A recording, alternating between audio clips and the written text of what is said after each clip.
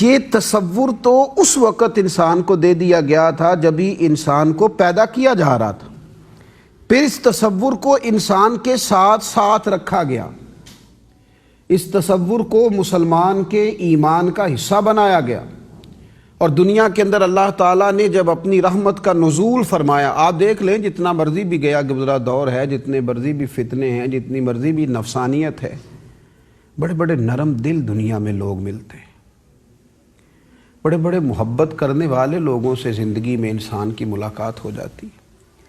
اگرچہ حالات بڑی دور نکل گئے پر جانور بھی دیکھیں تو اپنے بچوں سے پیار کرتا نظر آتا ہے۔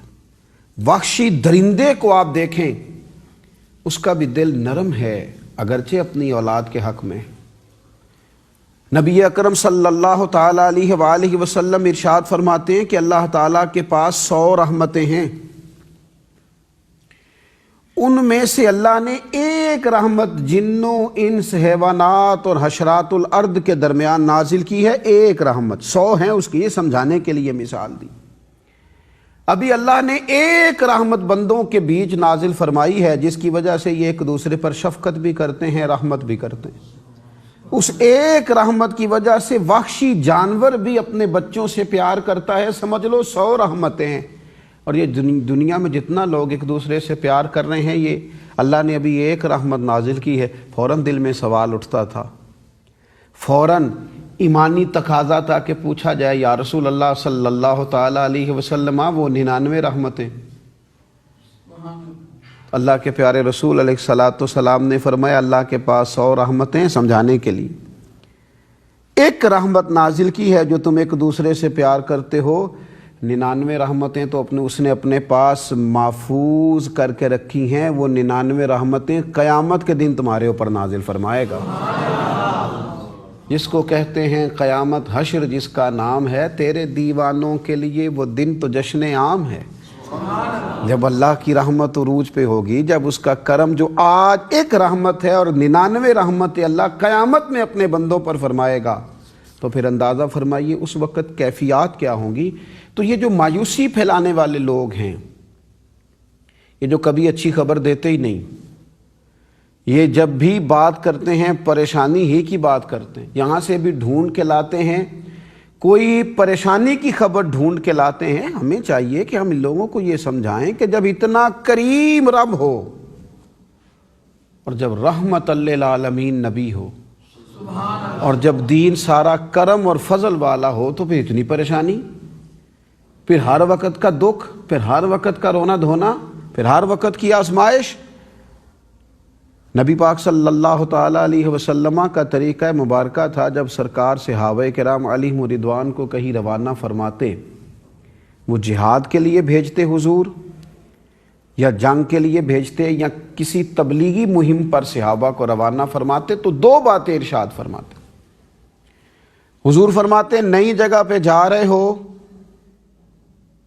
ایک تو لوگوں پر مشکلات نہ کرنا، آسانیاں کرنا، اور دوسرا حضور فرماتے لوگوں کو مایوس نہ کرنا، خوشخبریاں سنانا، لوگوں کو خیر کی خبریں دینا، اللہ کی رحمت کی بات سنانا، لوگوں کو یہ بتانا کہ مالک کریم بڑا ہے، وہ بڑی رحمت فرماتا ہے۔ ہمارے ہاں کچھ عرصے سے مسلمانوں کے بیچ اس بات کو شدت سے محسوس کیا جا رہا کہ وہ ہر وقت جو بات کی جا رہی ہے وہ پریشانی کی جا رہی، ہر وقت جو بات کی جا رہی ہے وہ تکلیف کی جا رہی، ہر وقت جو گفتگو کی جا رہی ہے وہ مایوسی کی جا رہی۔ نتیجہ کیا نکلتا ہے؟ ٹینشن کے مریض بڑھتے ہیں، ڈپریشن دکھائی دیتا ہے، لوگ آزمائش کی طرف جاتے ہیں۔ وہ کرم کی خاص برکھا جو ایک بندہ مومن کی شان ہے، اور پھر یہ رحمت کب ملتی ہے، کب انسان کو میسر آتی ہے؟ یہ ہر روز ملتی ہے، یہ ہر صبح ملتی ہے، یہ رحمت کا دروازہ ہر وقت کھلا نظر آتا ہے۔ رسول رحمت صلی اللہ تعالیٰ علیہ وسلم نے فرمایا، مسلم شریف میں حدیث موجود ہے، حضور فرماتے ہیں جب رات کا نصف حصہ یا 2/3 حصے رات گزر جاتی ہے تو اللہ تعالیٰ آسمان دنیا کی طرف متوجہ ہوتا ہے اور رب فرماتا ہے کوئی مانگنے والا میں اسے عطا کروں؟ پچھلی راتی رحمت رب دی کرے بلند آوازہ، او بخشش منگن والیاں کارن کھلا جے دروازہ۔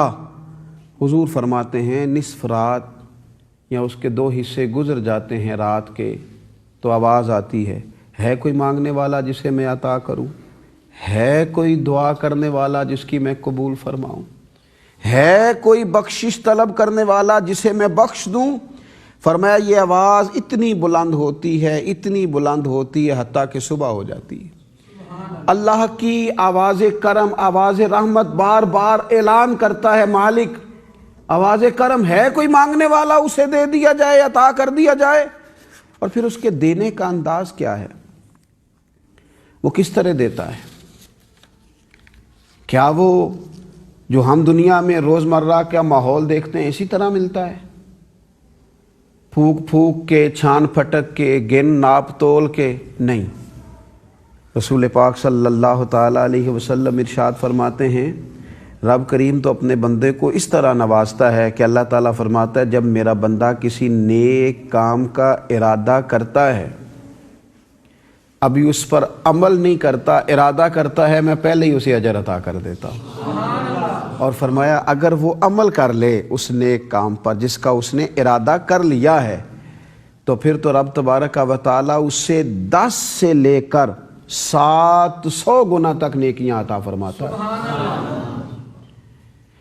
اس پر بھی ہمارے محدثین نے لکھا یہ کیا معنی ہوا اس حدیث کا، یہ مسلم میں موجود ہے، کیا معنی ہوا کہ 10 سے لے کر 700 گنا؟ تو فرماتے ہیں معنی اس کا یہ ہے کہ جتنی نیت اچھی اتنا اجر زیادہ، جتنی اس کے ارادوں میں خلوص زیادہ اتنا اللہ کا فضل زیادہ۔ تو فرمایا 10 سے لے کر 700 گنا تک اگر نیکی کر لے، اور اگر وہ گناہ کا ارادہ کرے تو رب فرماتا ہے ارادے پر میں گناہ نہیں لکھتا جب تک وہ گناہ کرے نہ۔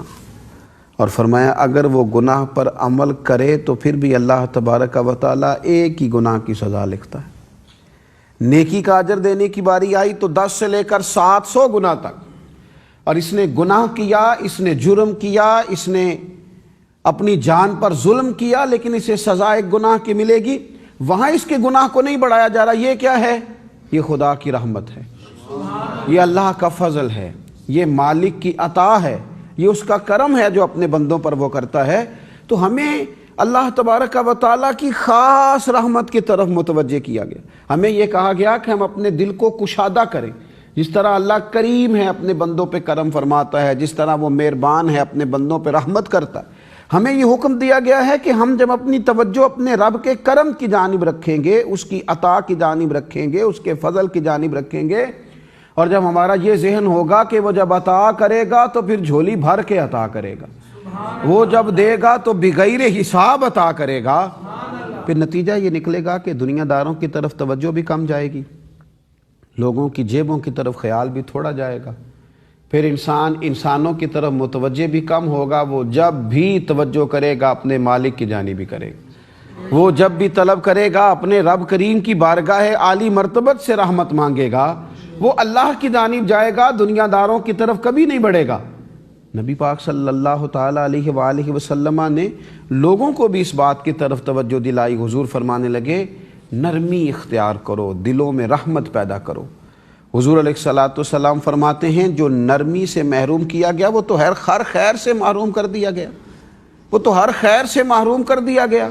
رحمت الہی چونکہ بندوں پر برستی ہے، بندوں کو بھی کہا گیا ہے کہ وہ ایک دوسرے کے درمیان رحمت کا مزاج بنائے۔ اچھا یہ رحمت ملے گی کیسے؟ یہ رحمت نصیب کیسے ہوگی؟ یہ رحمت نصیب ہوگی اللہ کی مخلوق پر رحمت کرنے کی وجہ سے، یہ رحمت نصیب ہوگی کسی کا بھلا کرنے کے سبب سے، یہ رحمت نصیب ہوگی گلی سے روڑا اٹھانے کے سبب، یہ رحمت نصیب ہوگی لوگوں کی تکلیفیں دور کرنے کے سبب۔ اللہ کی رحمت ملے گی مظلوم، غریب، لاچار کی مدد کرنے سے، خدا کی رحمت ملے گی ماں باپ سے دعا لینے سے، اللہ کی رحمت ملے گی اس وقت جب انسان توجہ کرے گا اللہ کی رحمت کی جانب۔ اللہ تعالی ہم سب کو اپنی رحمت کا حقدار بنا دے۔ وما علینا الا البلاغ۔